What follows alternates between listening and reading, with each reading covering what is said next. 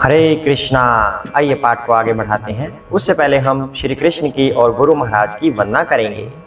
ओम अज्ञानतिमिरान्धस्य ज्ञानाञ्जनशलाकया चक्षुरुन्मीलितं येन तस्मै श्रीगुरुवे नमः। श्रीकृष्ण चैतन्य प्रभु नित्यानंद श्री अद्वैत गदाधर श्रीवासादि गौरभक्तवृंदा। हरे कृष्णा कृष्ण कृष्ण हरे हरे, हरे राम राम राम हरे हरे। हरे कृष्णा। तो श्री कृष्ण अर्जुन को क्या समझा रहे हैं? अब गीता का अध्याय 3 शुरू हो चुका है और अर्जुन ने पूछा था भगवान से कि हे भगवान, हे कृष्णा, आपने मुझे बुद्धि को श्रेष्ठ बताया है सकाम कर्म की अपेक्षा, तो फिर मैं इस युद्ध में क्यों जाऊं? फिर आप मुझे इस युद्ध में क्यों उतारना चाहते हैं? तो कर्म और ज्ञान दोनों की बातें अर्जुन पूछ रहे हैं कि ज्ञान और कर्म क्या दोनों चीजें एक साथ हो सकती हैं या नहीं हो सकती। तो श्री कृष्ण बता रहे हैं कि 2 तरह के पुरुष होते हैं आत्म साक्षात्कार करने वाले। कुछ लोग ज्ञान से उसे प्राप्त करते हैं और कुछ लोग उसे भक्तिमय सेवा के द्वारा प्राप्त करते हैं आत्म साक्षात्कार। अब आगे करते हैं। हरे कृष्णा। न कर्मणाम अनारंभात् नैष्कर्म्यं पुरुष अश्नुते न च संन्यासनातेव सिद्धिं समधिगच्छति। हरे कृष्णा। न तो कर्म से विमुख होकर कोई कर्म फल से छुटकारा पा सकता है और न केवल संन्यास से सिद्धि प्राप्त की जा सकती है। अब श्री कृष्ण ने दूसरा उत्तर दिया अर्जुन के सवाल का। अर्जुन ने प्रश्न किया था कि ज्ञान के द्वारा मैं सिद्धि प्राप्त कर सकता हूँ या कर्म के द्वारा। तो श्री कृष्ण ने कहा था कि कुछ लोग ज्ञान के द्वारा सिद्धि प्राप्त करते हैं और कुछ लोग भक्तिमय सेवा के द्वारा।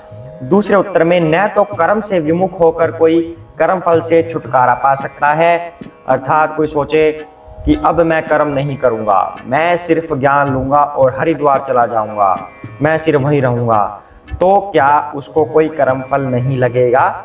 ऐसा श्री कृष्ण कह रहे हैं कि उस कर्म फल से इंसान छुटकारा नहीं पा सकता अगर ये सोच ले कि मैं कर्म नहीं करूंगा। और न केवल संन्यास से सिद्धि प्राप्त की जा सकती है कि मैं कोई कर्म नहीं करूंगा, मैं तो सिर्फ ज्ञान प्राप्त करूंगा। तो भगवान कह रहे हैं कि सिर्फ संन्यास से भी सिद्धि प्राप्त नहीं कर सकते। हरे कृष्णा। जैसे इंसान सोचता है ज्ञान और उसके बाद कर्म 2 चीजें आती हैं। अगर इंसान सिर्फ कर्म करता है, सिर्फ कर्म करने से क्या होगा? उसको ज्ञान तो होगा नहीं कि कर्म कैसे करना है, तो फिर वो उसको रियलाइजेशन नहीं होगी, उसको बेनिफिट नहीं मिलेगा, वो कर्म बंधन में फंस जाएगा।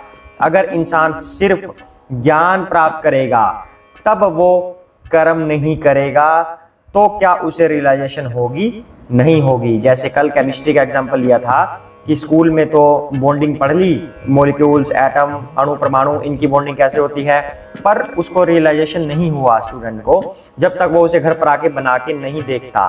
तो इसी तरह अगर ज्ञान है तो उसको फिर कर्म में भी लाइए, सेवा में लाइए, तब इंसान को साक्षात्कार होगा। वही श्री कृष्ण यहाँ पर कह रहे हैं कि न कोई कर्म से विमुख हो सकता है और न ही कोई सन्यासी बन सकता है कि मुझे सिर्फ ज्ञान करना है, ज्ञान अर्जित करना है, कर्म करूंगा ही नहीं, तो वो कर्म फल से छुटकारा नहीं पा सकता। अब क्यों नहीं पा सकता वो अगले श्लोक में देखते हैं। हरे कृष्णा। न हि कश्चित् क्षणमपि जातु तिष्ठति अकर्म कृत कार्यते हि अवशः कर्म सर्वः प्रकृति जय गुणः। हरे कृष्णा। प्रत्येक व्यक्ति को प्रकृति से अर्जित गुणों के अनुसार विवश होकर कर्म करना पड़ता है, अतः कोई भी एक क्षण के लिए भी बिना कर्म किए नहीं रह सकता। हरे कृष्णा। तो श्री कृष्ण कह रहे हैं प्रकृति के गुणों से विवश होकर। तो प्रकृति के 3 गुण होते हैं, सतोगुण, रजोगुण, तमोगुण। इन तीनों गुणों के आधार पर हम कर्म करते हैं। कोई व्यक्ति अच्छे कर्म करता है, दूसरों के सुख में सुखी, दूसरों के दुख में दुखी, अच्छे अच्छे काम करना, भगवान की आरती करना, भगवान का पाठ करना, सत्कर्म, सत्य पुरुष होता है, वो सत्य जन की तरह कार्य करता है। कुछ लोग राजसी कार्य करते हैं कि मुझे ये चीज चाहिए, वो चीज चाहिए, इसके लिए मुझे धन कमाना है, उसके हिसाब से कर्म करेंगे। और कुछ लोग तामसिक की तरह कार्य करेंगे। कुछ लोग तमोगुण वाले होते हैं, जो प्रकृति से उन्होंने तमोगुण प्राप्त किया है, मांसाहार करना, निद्रा करना, इस तरह के तमोगुण वाले कार्य करेंगे। तो भगवान कह रहे हैं कि प्रकृति से अर्जित गुणों से विवश होकर इंसान कर्म करता है, अतः कोई भी बिना कर्म किए एक क्षण के लिए भी रह नहीं सकता। अब फॉर एग्जाम्पल हम खाली बैठे हैं, बिल्कुल खाली बैठे हैं, खाली बैठना एक क्रिया है, ये भी कर्म है। हम सो रहे हैं, निद्रा भी एक क्रिया है, निद्रा भी एक कर्म है। यानी कि इंसान के वश में है ही नहीं कि बिना कर्म किए रह सके। जब कुछ भी नहीं कर रहा तब भी वो एक कर्म है, कुछ ना करना भी एक कर्म है, सोना भी एक कर्म है, सोच विचार करना भी एक कर्म है कि मैं कुछ नहीं कर रहा, सिर्फ चिंतन कर रहा हूँ, सोच रहा हूँ, वो भी एक कर्म है। तो कृष्ण कह रहे हैं कि इंसान बिना कर्म किए रह ही नहीं सकता। तो अगर हम बिना कर्म किए रह नहीं सकते, इसका मतलब हमारे हाथों कर्म तो हो ही रहा है, हर क्षण हो रहा है। तो हमें उस कर्म बंधन में नहीं फंसना कि कर्म हो रहा है तो कर्म बंधन में फंसेंगे।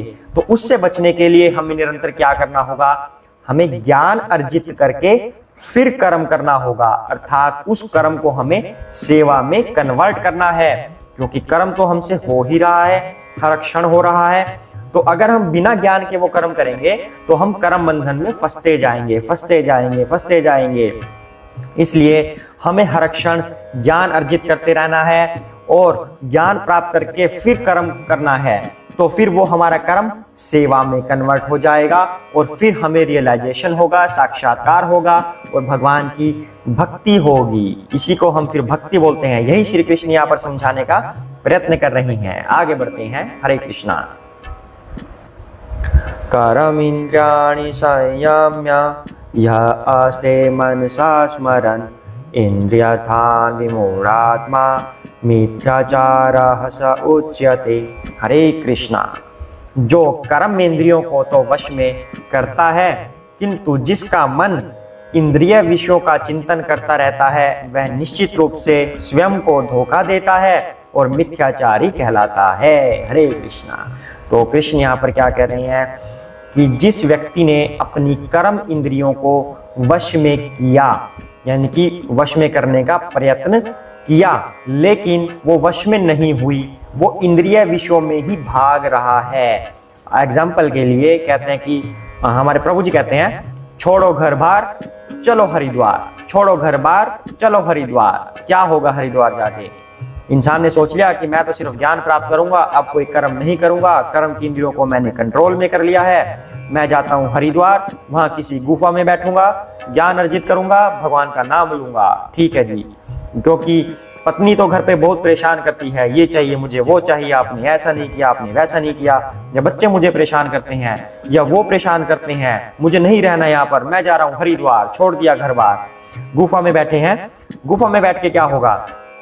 फिर से वही चिंतन शुरू हो गया, मन में क्या विचार आ रहे हैं, ओफो मैं यहाँ कहाँ आ गया, वैसे पत्नी ठीक ही थी, कोई इतना बुरा नहीं करती थी, घर पे मैं आता था तो मुझे चाय पानी पूछ लेती थी, यह भी पूछती थी पूरा दिन आपने क्या किया, ठीक रहे आप, इतनी भी बुरी नहीं थी, तो मुझे वापस चले जाना चाहिए।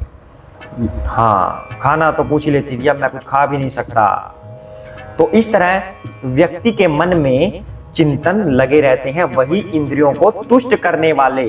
तो फिर उसने अपनी कर्म इंद्रियों को वश में कहाँ किया? वश में करने का प्रयत्न किया, लेकिन वो वश में नहीं हुई। तो कह रहे हैं कि वह निश्चित रूप से स्वयं को धोखा देता है और मिथ्याचारी कहलाता है। अब दो तरह के लोग होते हैं, एक होते हैं स्ट्रगलर, एक होते हैं प्रीटेंडर, यानी कि एक जो संघर्ष कर रहे हैं अपनी इंद्रियों को कंट्रोल में करने के लिए, और दूसरा सिर्फ शो कर रहे हैं कि मैं अपनी इंद्रियों को कंट्रोल में करके बैठा हूं, लेकिन छुप छुप के सभी गलत कार्य करते रहते हैं कि कौन मुझे देख रहा है, मुझे लोग थोड़ी देख रहे हैं। अब कुछ ऐसे लोग गुरु भी बने बैठे हैं, किसी के बारे में कटाक्ष नहीं है, एग्जाम्पल के लिए अगर कोई गुरु बन जाता है ऐसे, तो सामने तो सब अच्छी अच्छी बातें करेंगे, हमें ये करना चाहिए, हमें वो करना चाहिए, भगवान का नाम लीजिए, इंद्रियों को कंट्रोल में कीजिए, लेकिन सारी दुनिया के पीठ पीछे अपनी इंद्रियों को तुष्ट करने में लग जाते हैं। ये गलत कार्य भी कर लिया, वो गलत कार्य भी कर लिया, हालांकि उन्होंने ज्ञान प्राप्त किया था कि ये कार्य गलत है, ये सही है, लेकिन उसको अपने एक्शन में नहीं लेके आए, अपनी इंद्रियों को कंट्रोल में नहीं किया, सिर्फ शो किया, तो उन्हें श्री कृष्ण यहाँ पर मिथ्याचारी कहते हैं। दीज आर कॉल्ड प्रीटेंडर, जो फॉल्स अपनी इमेज बनाते हैं सबके सामने। और दूसरे होते हैं स्ट्रगलर, वो चाहते हैं कि हम अपनी इंद्रियों को कंट्रोल में करें और कोशिश कर रहे हैं उसके लिए। गलत कार्य उनसे भी हो जाता है, लेकिन जब गलत कार्य होता है मन में गिल्टी होती है कि मैंने ये कार्य क्यों किया, मुझे ये कार्य नहीं करना चाहिए था। तो वो प्रयास में रहते हैं कि मैं ये कार्य ना करूं, गलत कार्य ना करूं। उन्हें बोलते हैं स्ट्रगलर, यानी कि संघर्ष कर रहे हैं। और भगवान ऐसे लोगों के साथ होते हैं, ना कि प्रीटेंडर के साथ, ना कि मिथ्याचारी के साथ। मिथ्याचारी क्या करेगा, गलत कार्य कर लेगा, उसको कोई पछतावा नहीं, अरे किसने देखा है, कोई बात नहीं, हम तो ठीक है, ऐसे ही बहुत बढ़िया हैं, कोई नहीं देखता। गलत कार्य पीठ पीछे करते रहते हैं, तो वो लोग मिथ्याचारी हैं। और श्री कृष्ण ऐसे लोगों को ही कहते हैं कि ये अपने कर्म इंद्रियों को वश में तो करते हैं, लेकिन उनके चिंतन में लगातार रहते हैं कि मुझे भोग करना है, मुझे भोग करना है। तो वह निश्चित रूप से स्वयं को धोखा देता है।